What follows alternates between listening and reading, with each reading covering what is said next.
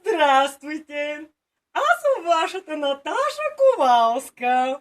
Днес ще имате втора сесия с мен, моя милост. Сега ще ви представя един уред, много специален, особено за петък вечер. Избрала съм подходяща обстановка.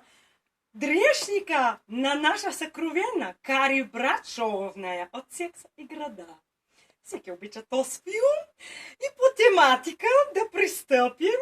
Този уред много интересен. Всеки млад и не само човек може да си позволи да притежава този невероятен инструмент, с който може да избутва, да изсмуква и придвижва напред и нагоре всяка една област от свое тяло.